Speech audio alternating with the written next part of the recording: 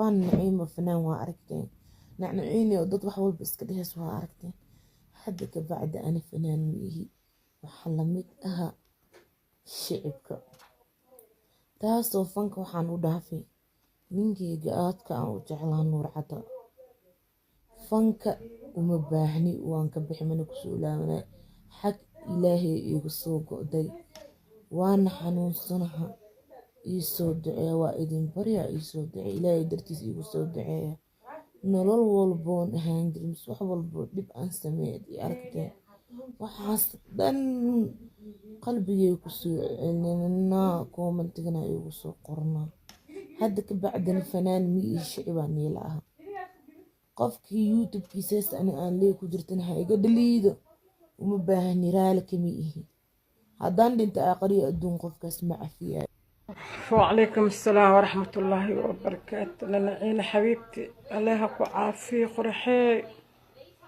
عاف ما تغير قبط الله كسيو سؤول نيكيس دبحت ما حامو قيسك أصبح ميه واكو عيومي والو عيونك وجرو الله كو عافية قرآنك لإسار محايتي بحطن كا صباح درادي سفنك او بحما دال هذا فنك ما جرتي فانا ما ايد دايتي فنك وا كبخيا دحدميا فانا نمكو وين بان قداشي ما نختي ما خلص سعيدنا نعينا يوسف انا والله I love you my sister الله كو عافيه ورنت باشا dhulbahante oo la xabsad dayman ayaa gurigeeda loogu tagay oo lagu weeraray kadib markii gabar baraha bulshada soo gasho leebadaan qurux ay iscaayeen oo ay hadallo xulus weydaarsadeen gabadhii ee waxa la cadeeyay in lagu yiri dharka bixi aan ku qaawinaynaa video ka duubaynaa hadii kale aashitadan ayaa wajiga ka shooynaa gabadhii muran dheer kadib waxay aqbashay inay raaligelin bixiso waxay noqotay gabadhii ugu horeysay si live video laga duubay ayadoo raaligelin bixinayso qasab lagu qasbay sida liidha ma qabaysato maalinta 5 jeer qabaysta sida liidha ma qabaysato maalinta 5 jeer qabaysta qabow ma ay galata oo dimaaskeeta wala qasabka aydi bismillah qabow qasabka darkiis inta qof oo aniga aragti intaas u sheego aan fan hadda ka bacdi ma heesaaye ilaahay dartiis askaaga dhaaf ii soo duceeya waan jirnaha nabar weyn iga soo baxay waa idin baryaa ii soo duceeya nin miskiin oo ciyaalkiis mareeg jirta naagtiis mareeg ka jirta dididkoodii xoogooda uu ka kala Afrika ku imaanaa uu ku siinaa adna maxaa ugu awaal gude ninka la habsoo siinay ninka la ku tuujiya waa kayb ninka haduu arkan maxaa leeyahay sabiib kalsoona ma jirto miya just no ninka la habsi isbe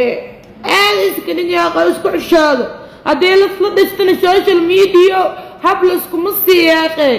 ninka aaneedo 3 sano isku qaba 3 sano 4 sano isku qaba 4 sano tukaan waa furti dhagadaab waa gadi hanta waa kitabcoosa ubadkiis maxaa u diloosa maxaa u jaakirinoosa ilaahay ku baqaysiimiya wardidadkii uu galan in kaariyay qabanan ya qays ku xishaada xaq ilaahay hada keenin goon waa xaq ilaahay lagu ma sheegin laakiin Allah indhaha shay uu guriga u jeeday didadkii ilmihiisu ku siinaa oo soo shaqo fadlan noo saar subscribe ilaahay khayr ha ku siiyo wax degdeg ah ku farxday ilaahay ha ku siiyo ana wareer degdeg oo hadda soo dhacay ayaa iga helaysaa sida halka ku aragto waa fanaanad caara oo mucjisa aawadeed fanka uga baxday waa tuma fanaanada fanka ka baxday goor dhaweyd ee ka toobad keentay waa dhacdo la yaab leh fanaanad mucjiso xanuun badan fanka uga baxday waa fanaanad waqtiyadii ugu dambeysay baraha bulshada soo galgalaysay 2 sano ugu dambeeyay waa fanaanad reer Muqdisho oo lagu magacaabo Nimco Nacnaciino qofkii garanayo ayaa garanaya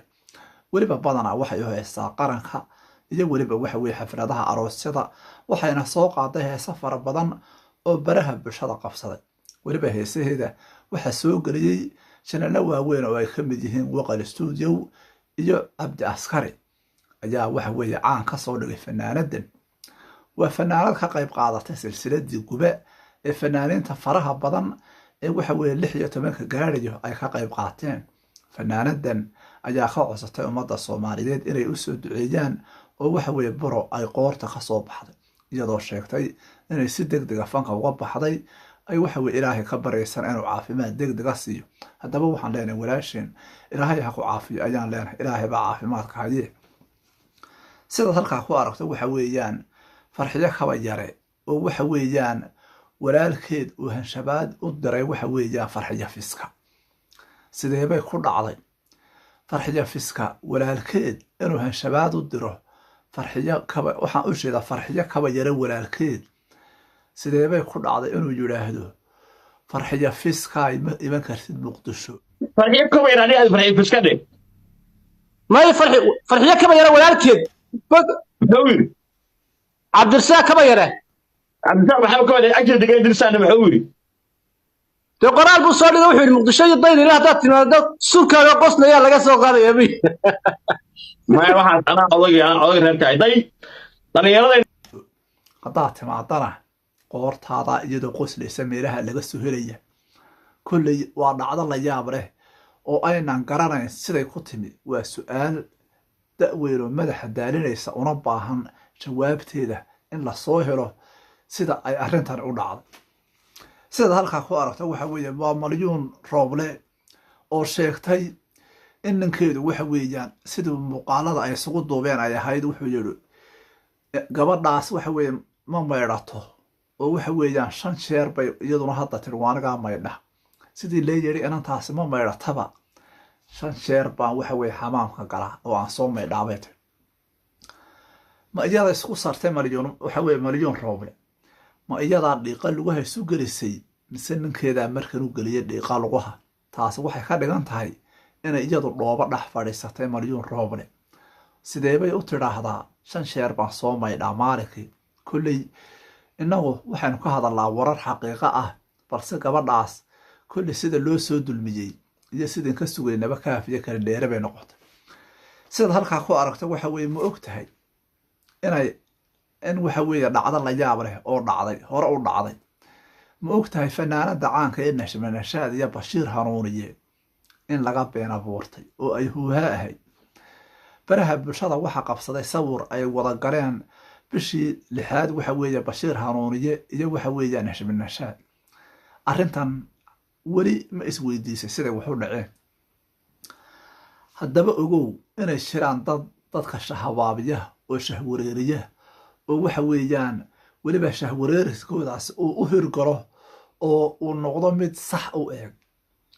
inantaas adigu wali ma isweydiisay xageebay ku dambeeyeen arooskii qabsaday baraha bulshada nashmanashaad iyo waxa weeyaan Bashiir Hanuuniye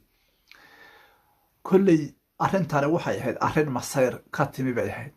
oo sideen ognahay nashmanashaad ninkeeda waqtigaas gabadh waxa weeyaan asmasaba lagu magacaabo nashmanashaad Nairobi ku maqan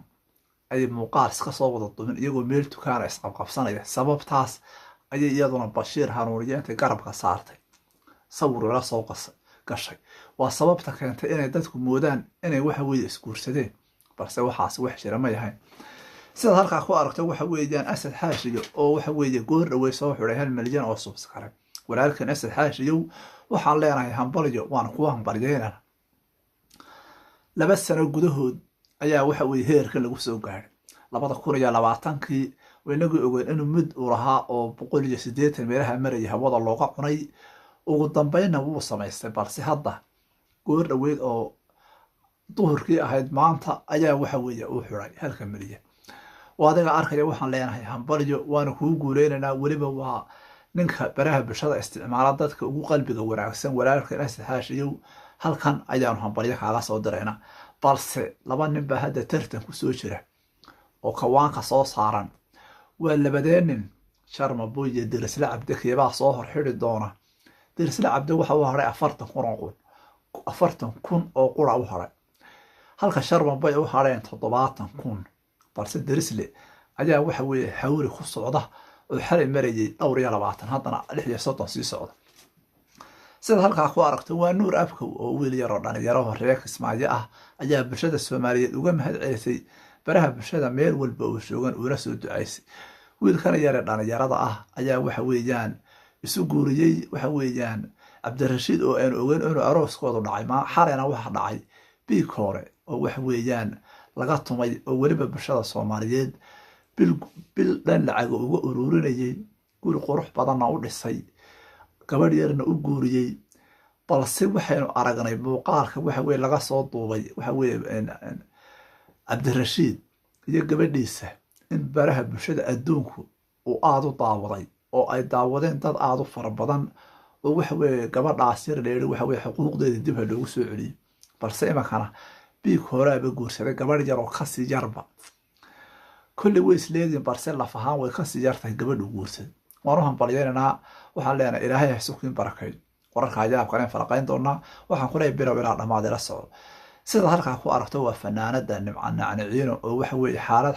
halisa ay soo weshahday iyadoo sheegtay inay si degdega fanka uga laalaabatay gabadhan dhalinyarada ah oo kolley aanay dad badan aqoon haddana ah fanaanad kasoo qayb qaadatay